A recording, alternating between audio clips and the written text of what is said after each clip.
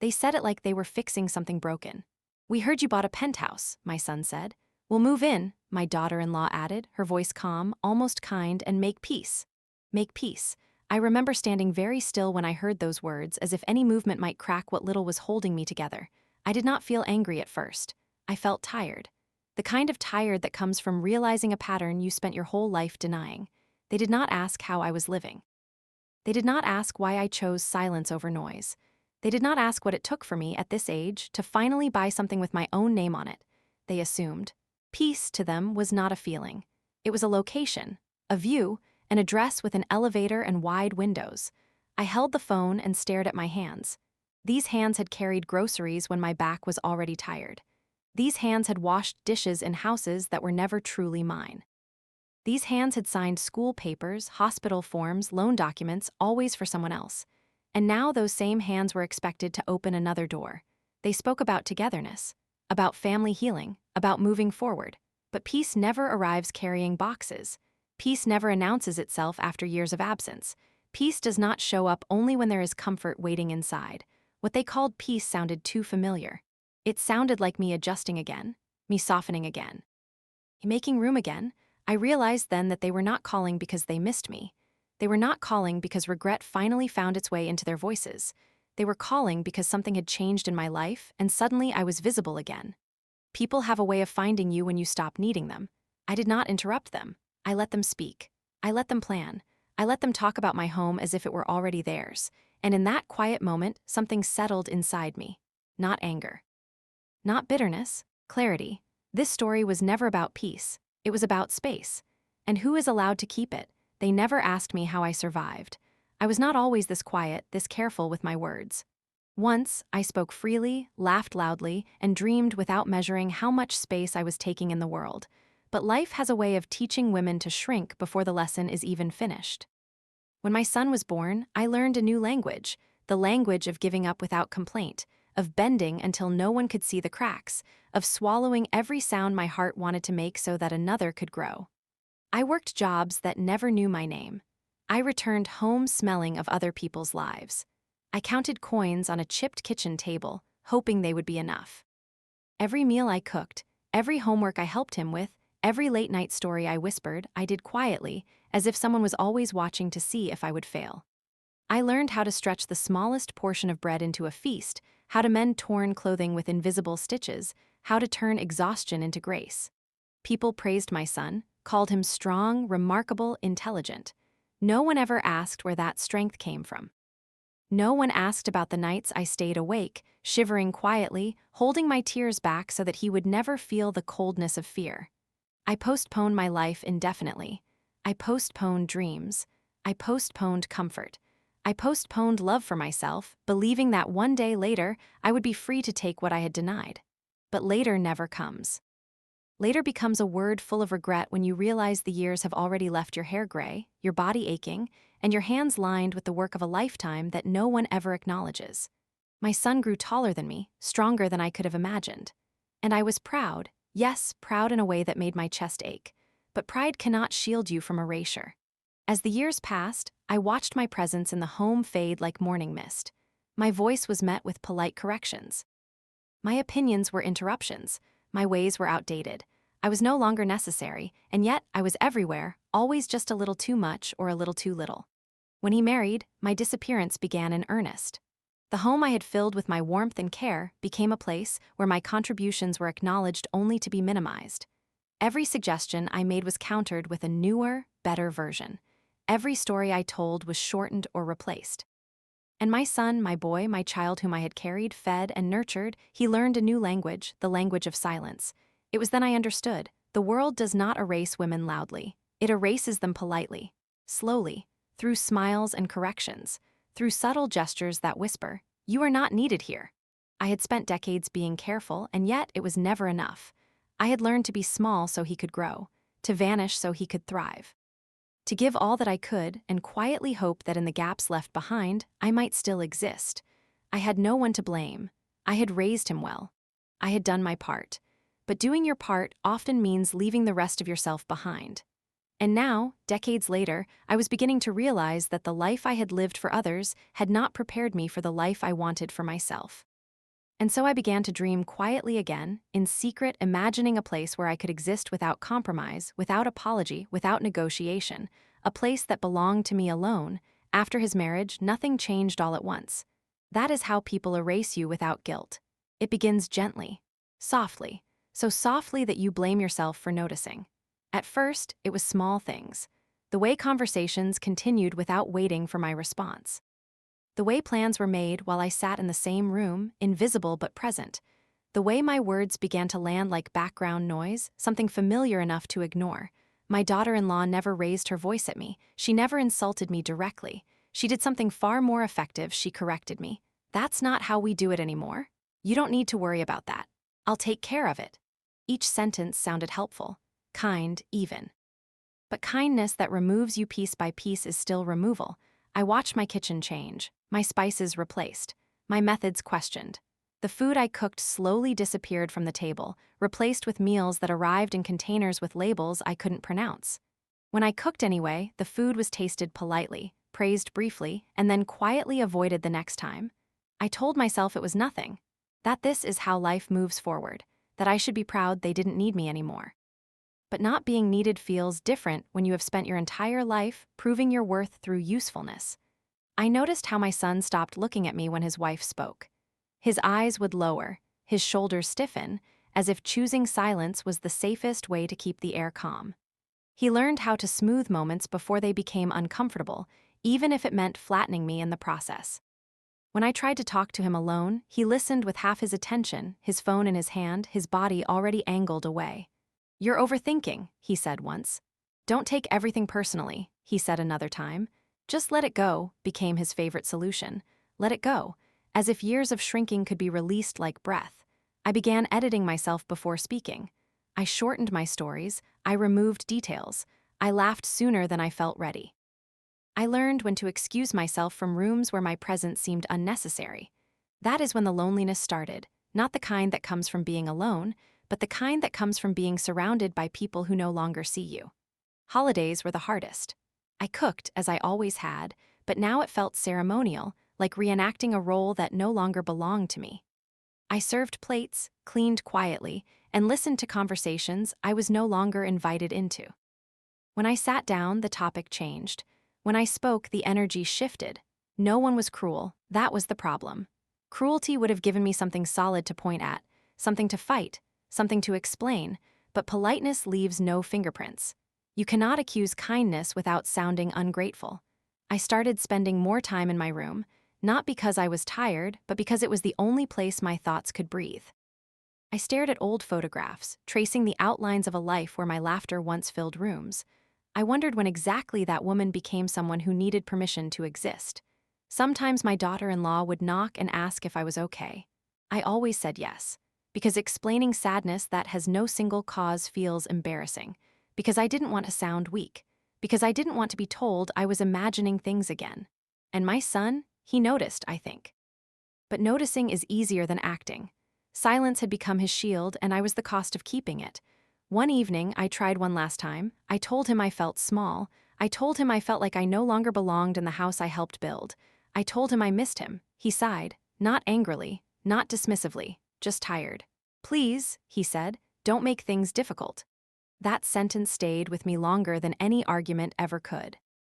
Because I realized then that my pain had become an inconvenience, something to manage, something to minimize, something that disrupted the peace of others. From that moment on, I stopped trying to explain myself. I stopped expecting acknowledgement. I stopped waiting for gratitude. I stopped hoping for understanding. Instead, I watched. I observed how easily people adjust to your absence while you are still standing right in front of them. How quickly love turns into expectation. How silently a woman can vanish without ever leaving the room. I began to understand something painful but true. My sacrifice had become invisible because it had always been expected. And expectations do not thank you when they are fulfilled. By the time they said they needed space, I was already gone. I just hadn't packed my things yet. They told me they needed space. Not gently, not kindly. Just a statement, flat and final, as if the years of my presence in their lives were negotiable. I packed slowly, deliberately, because I wanted to remember everything I had built quietly for myself and for them. Every dish scrubbed, every tear hidden, every sleepless night spent holding a child who did not yet understand the weight of love. I touched it all before placing it into boxes. The physical act of packing became a ritual of acknowledgement, a way to honor a life that had been overlooked for decades. Moving into a smaller apartment was not relief. It was an admission. An acceptance that I had been too small, too invisible, too accommodating to demand the space I deserved. I carried not just my belongings, but the weight of years in which my body and spirit had been stretched thin for others. And yet, paradoxically, there was also a strange freedom in that emptiness. Alone, I learned to listen to myself again. I discovered that my own voice had always been muted, not by nature, but by those who had assumed it could be. I realized that silence had been both a shield and a cage, protecting me from confrontation, but trapping me in the shadow of everyone else's expectations. The nights were the hardest. Quiet stretched across my walls like an unwelcome guest. Loneliness, sharp and unrelenting, sat beside me at the small kitchen table while I sipped my tea, shaking slightly from exhaustion that wasn't physical but emotional. It was the first time I felt the absence of a family who had once been central to my life, and the weight of all the words I had swallowed returned to press against my chest. Yet in that silence, I began to recognize something I had long forgotten: autonomy. Space that belonged only to me. No one rearranging my furniture. No one correcting the way I cooked. No one smoothing over the emotions I had nurtured quietly for decades. I began to reclaim a part of myself that had been quietly stolen by politeness, expectation, and the constant pressure to disappear. I saved money I had long denied myself, each coin a quiet declaration: I am here. I have earned this. I am allowed this. And for the first time in years, I dreamed, not of survival or of pleasing someone else, but of living entirely on my own terms. I started walking through the city streets with my head held higher. I returned to small pleasures I had set aside: a cup of coffee in a quiet cafe, a book read under the sunlight of a late afternoon, the simple act of making a meal exactly how I liked it. Every small choice was a rebellion, a reclaiming of a life that had always been mine but had been shadowed by the needs and expectations of others. By the time the idea of the penthouse came into my mind, it was no longer a dream. It was a necessity. A need for space not just in the physical sense, but for the soul. And I knew, when I signed those papers quietly at the end of a long day, that it was not luxury I sought, it was dignity. The simple, unassailable dignity of finally existing on my own terms. And yet, I knew, somewhere deep in my chest, that once I claimed that space, the world, or at least my family, would notice. They always notice when a woman stops shrinking. They notice when she stops softening, when she stops waiting, when she finally says, silently but firmly, "This is mine." When that call came, I was ready, not afraid, not hesitant, but calm. I had prepared for this moment longer than they could imagine. And I knew that from that moment, everything would shift. Because you cannot take back space that has already been claimed. You cannot force someone to disappear when they have finally learned how to stand. The penthouse was not about luxury. It was about air, space I could breathe in without asking permission. Windows that opened to sunlight rather than judgment. Walls that held my memories without whispering corrections. Floors that felt solid under my feet, not like something I had to navigate carefully so as not to upset someone else. I did not tell anyone I was moving in. I did not announce it. I did not celebrate. It was mine, and that was enough. I unpacked slowly, reverently, touching each object and remembering every small battle it had taken to reach this moment. The city stretched below me, indifferent, and for the first time I felt indifferent too. And then, as expected, they found out. They called. They spoke carefully, politely, as if kindness could erase the years they had spent ignoring me. "We'll move in," my son said, as if ownership of my life could be assumed simply because he had my blood. "We want to make peace," my daughter-in-law added with her calm, precise tone. Peace. That word hung in the air like a shadow. They spoke as though moving into my home could resolve decades of erasure, could rewrite every small indignity I had endured without acknowledgement, could reset history. I did not answer immediately. I listened. I let them speak. I let them plan my life as if it were theirs. And in that moment, I felt the truth quietly settle. They were not coming back to repair what had been broken. They were coming back because something in my life had changed. Because finally, I had claimed something that belonged to me. They spoke of family, togetherness, gratitude. They spoke of obligations they had fulfilled, of the sacrifices they had made, and the love they believed they had shown. Their words were polite, rehearsed, designed to ease their own discomfort with my independence. I could feel the weight of their expectation pressing against me. They believed that because I had love for my son, I would surrender my home, my peace, my dignity. But love does not require vanishing. Love does not mean erasing your own presence so that another may feel comfortable. I told them no. The disappointment in their voices was almost tangible. They spoke of duty, of family bonds, of gratitude. They said I had changed. They said I was being selfish. And for the first time, I realized that this accusation had nothing to do with me. It had everything to do with them. They were uncomfortable because I had stopped shrinking, because I had claimed a space they could not step into, because I had chosen myself. I walked through the penthouse slowly, feeling the floors beneath my feet, the sunlight across my face, the quiet that had always eluded me. Everything I had worked for, every sacrifice I had made, every lonely night I had endured, it had led to this moment. I could hear them trying to define peace on my terms, but I had already redefined it for myself. They could call it selfishness. They could call it change. But in truth, I was finally whole. And if the city below was watching, it would never know that an old woman had taken back her life, that she had built a home where she was no longer negotiated, that she had finally understood that peace is not something delivered, it is something claimed. I remember the day I signed the papers for my penthouse like it was the only day that truly belonged to me. I had walked into that office carrying decades of quiet endurance, of invisible labor, of every tiny sacrifice I had made for people who never once stopped to notice. My hands were shaking, not from weakness, but from the weight of the life I had carried quietly on my own. Every step I had taken to ensure someone else's comfort, every sleepless night, every meal cooked, every decision postponed had led to this single moment. And for the first time, the world had nothing to dictate to me.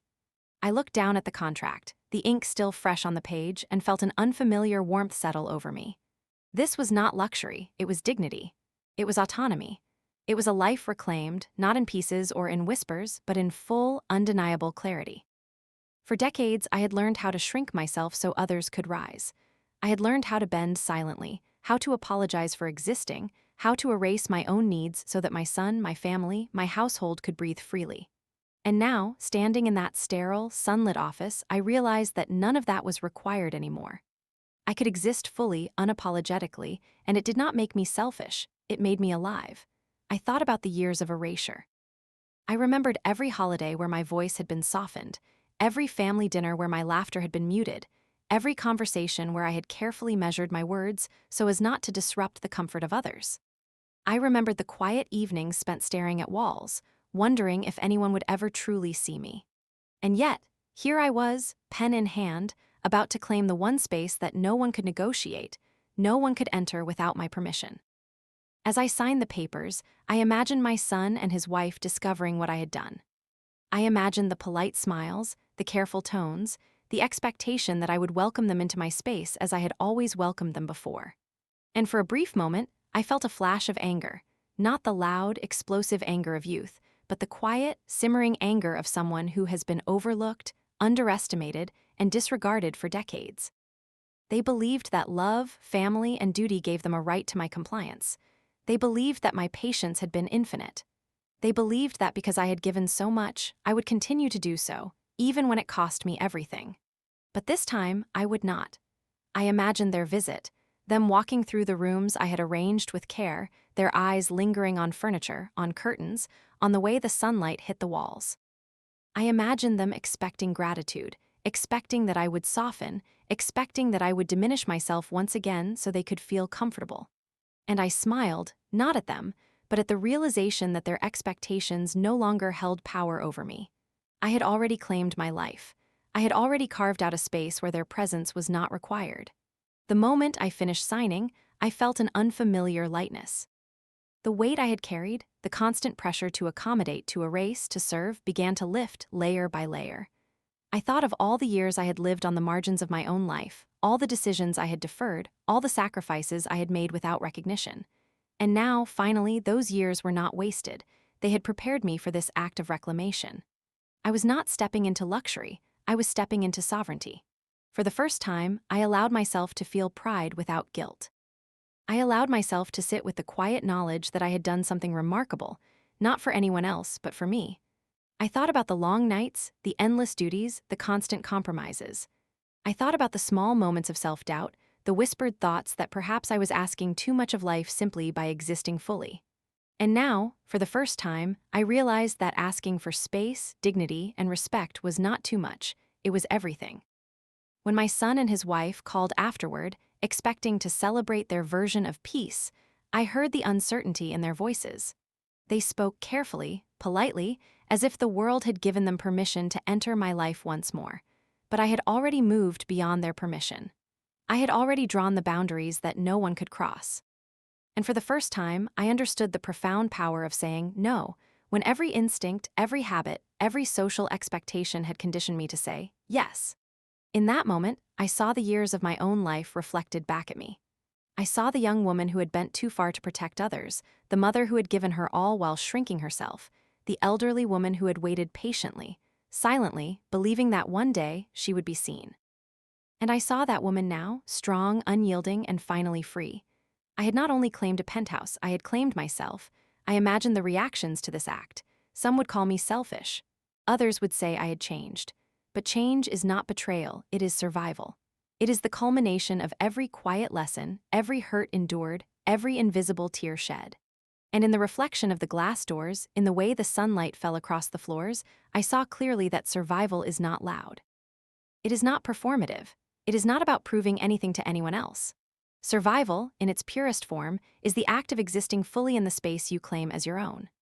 I spent that first evening walking slowly from room to room, touching surfaces, adjusting furniture, feeling the floors beneath my feet. I drank my tea without interruption, read a book without glancing over my shoulder, and allowed myself to feel the quiet hum of life that had finally aligned with my own presence. I realized that the penthouse itself was only a symbol, the true reclamation was happening within me. The walls, the windows, the sunlight, the furniture, they were witnesses to my quiet revolution. And as night fell, I allowed myself a small, private smile. The city below moved on, unaware of the small act of defiance and reclamation taking place above its streets. My family could call, could expect, could hope, but I had already set the terms. My space, my peace, my dignity, no one could touch it unless I allowed them. That night, I slept without compromise. I dreamed without permission. I existed without apology.